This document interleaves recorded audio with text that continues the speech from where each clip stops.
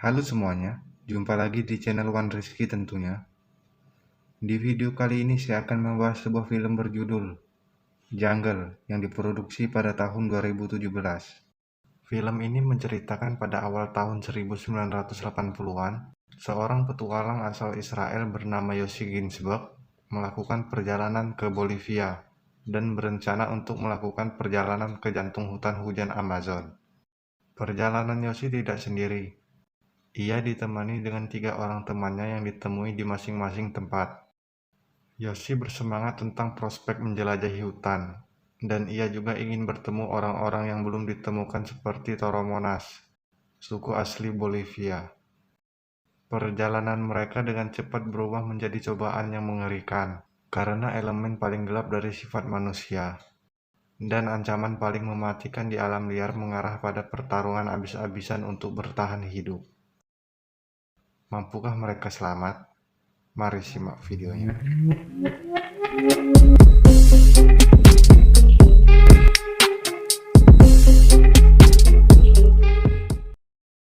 Di awal film, terlihat pria bernama Yossi sedang menumpangi mobil untuk menuju ke Bolivia, Amerika Selatan.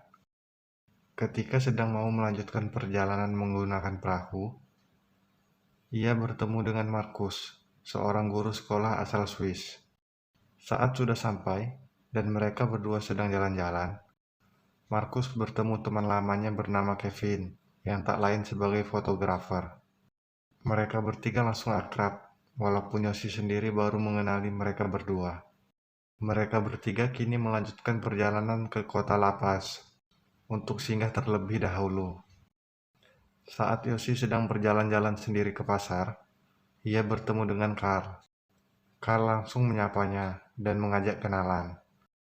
Saat bercerita, rupanya ia sering menjelajahi hutan Amazon dan mengenali suku-suku yang ada di sana. Yossi yang mendengar sangat senang, dikarenakan bisa dapat dengan mudah mencari suku asli hutan Amazon.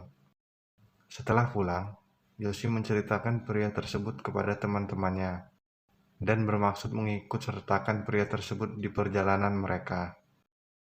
Akan tetapi Markus tidak setuju dengan pendapatnya, dan mereka pun berdebat. Tak lama setelah itu, mereka bertiga menemui Carl. Terlihat memang pria ini sangat memahami selak-beluk hutan itu.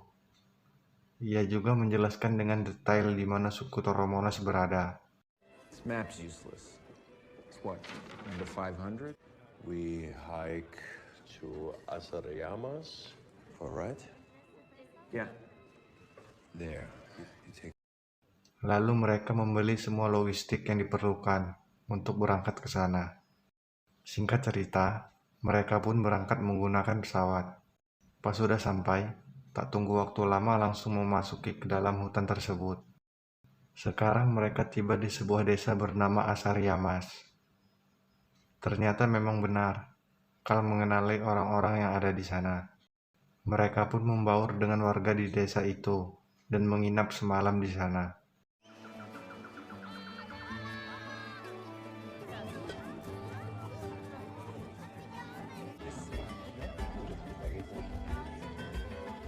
Doctor, welcome. Yeah, of course. Let me help you there.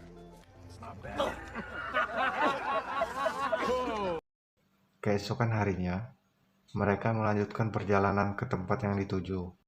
Tampak mereka semua sangat menikmati perjalanan itu. Pas di perjalanan, Carl melihat kera dan langsung menembaknya untuk dijadikan makanan.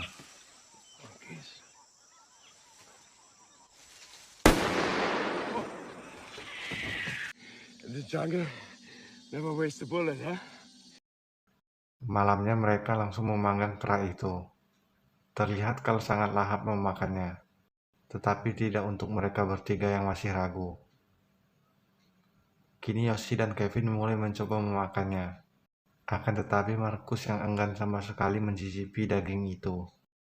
Keesokan harinya ketika sedang lanjut berjalan, terlihat Markus berjalan dengan pincang, dikarenakan kakinya terluka. Kevin dan Yossi mulai muak kepadanya. Akibat keadaan Markus begitu, mereka jadi lambat untuk berjalan. Saat berdiskusi, Kevin mempunyai rencana membuat rakit supaya mereka bisa pulang melalui jalur air, dikarenakan Markus tak kuat lagi berjalan. Akhirnya mereka semua setuju dan mulai membuatnya. Ketika semua sudah siap, mereka pun berangkat. From here. Yeah, look. We're what, 3? No, what we can't do is give up.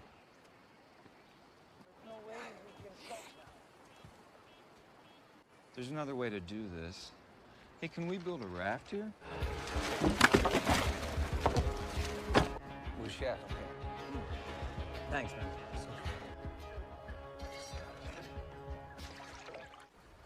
You stay in the front, you in the back? Tak selang berapa lama mereka tiba di arus yang sangat deras. Carl langsung mengingatkan mereka supaya bersiap-siap.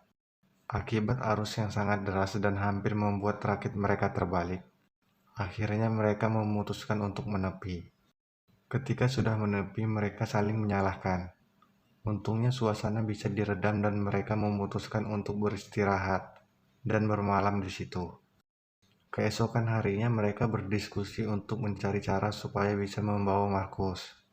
Setelah berdiskusi lumayan lama, akhirnya Markus memutuskan lebih memilih bersama Carl berjalan kaki, dan Yoshi serta Kevin menggunakan rakit. Mereka pun berpisah dan mulai melanjutkan perjalanan lagi. Yoshi dan Kevin mulai mengarungi arus yang sangat deras dan penuh bebatuan. Mereka pun terlihat sangat kesusahan, sampai-sampai rakit mereka terpental dan tersangkut di batu yang membuat mereka terjebak.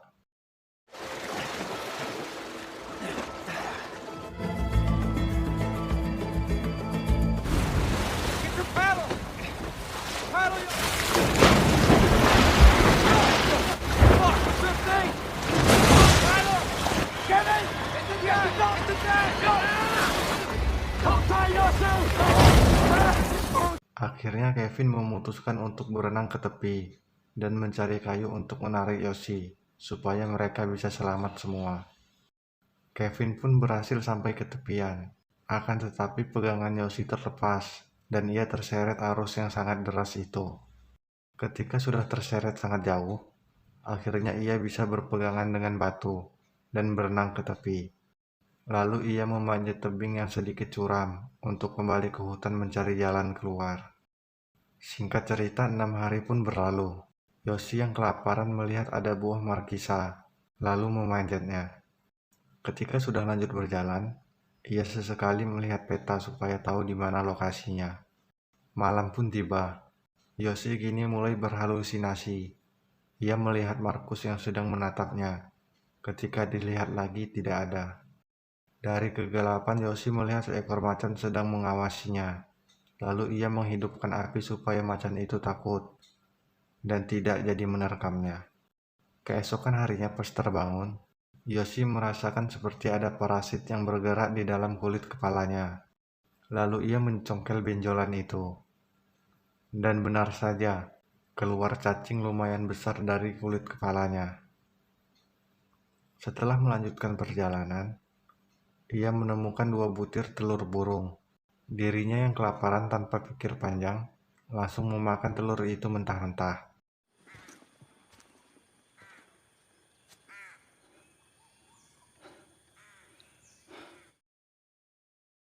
I'm sorry.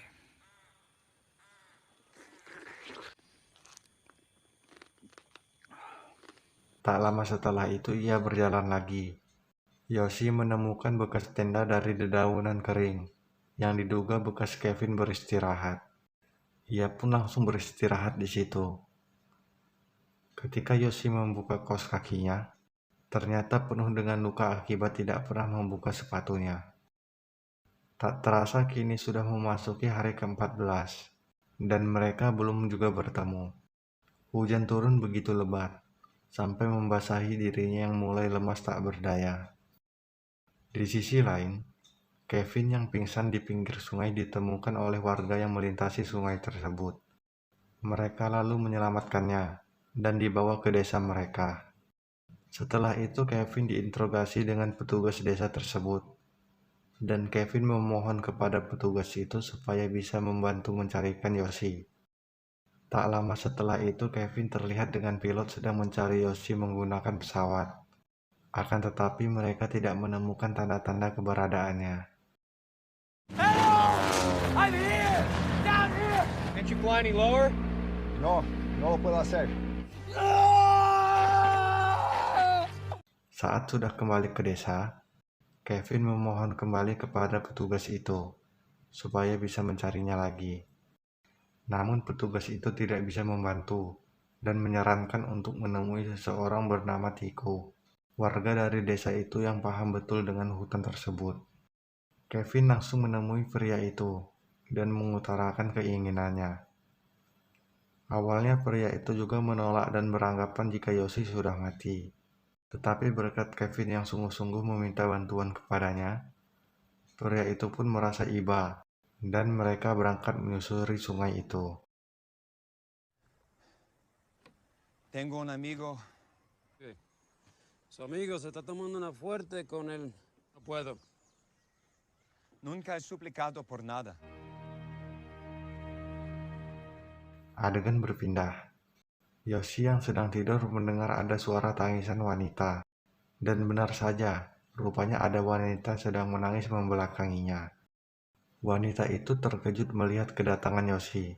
Tetapi untungnya Yoshi dapat menenangkan wanita itu.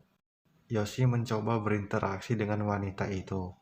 Tetapi ia tidak paham dengan bahasa Yoshi. Ketika malam, terlihat wanita itu sudah mulai tenang dan mau jika didekati.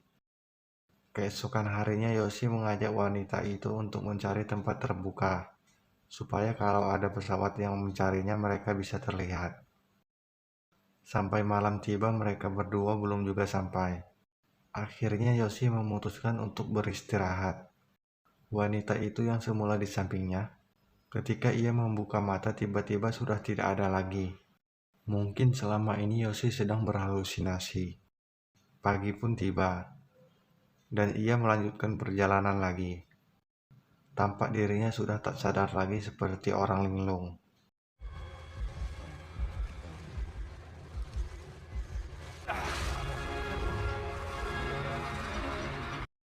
Dan tiba-tiba Yoshi tercebur ke lumpur hisap, yang perlahan membuat dirinya semakin terendam. Lalu ia mencoba menarik cabang pohon, supaya bisa merangkak keluar dari lumpur itu. Usahanya pun membuahkan hasil, akhirnya ia bisa keluar. Lalu Yoshi melihat segerombolan semut api, dan menaburi semut itu di tubuhnya, supaya ia yang merasakan sakit bisa cepat berjalan ke tempat yang dituju.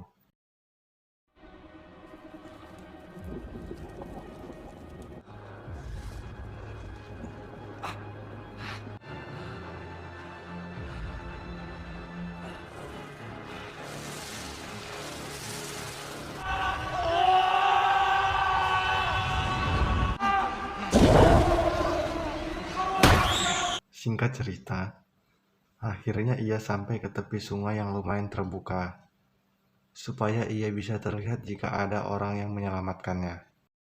Lalu Yoshi membuat simbol huruf menggunakan bambu, untuk kode bila ada pesawat lewat lagi yang mencarinya. Sampailah sekarang hari ke-19. Kevin yang mencari Yoshi akhirnya sampai di tempat tanda itu. Tetapi ia tidak menemukan keberadaannya. Pria yang bersama Kevin menjelaskan bahwa Yoshi sepertinya memang sudah tewas. Dengan berat hati akhirnya Kevin memutuskan putar balik, karena mustahil jika mau melanjutkan perjalanan lagi. Ketika mereka sudah beranjak dari tempat itu, rupanya Yoshi yang baru sadar ada di sekitaran situ, dan tidak terlihat. I'm sorry. Hiciste todo lo que podías.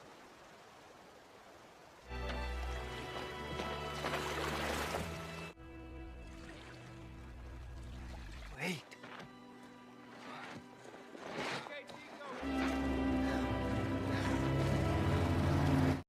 Kevin yang sudah lumayan jauh, pas dia menoleh betapa terkejutnya ia melihat Yoshi yang sudah berdiri di tempat tadi. Mereka pun langsung putar balik dan menyelamatkannya. Setelah dibawa pulang, terlihat warga-warga di situ bengong dengan kedatangan mereka. Tak lama setelah itu semua warga menghampirinya dan bersyukur dikarenakan dirinya bisa selamat. Cerita pun berakhir.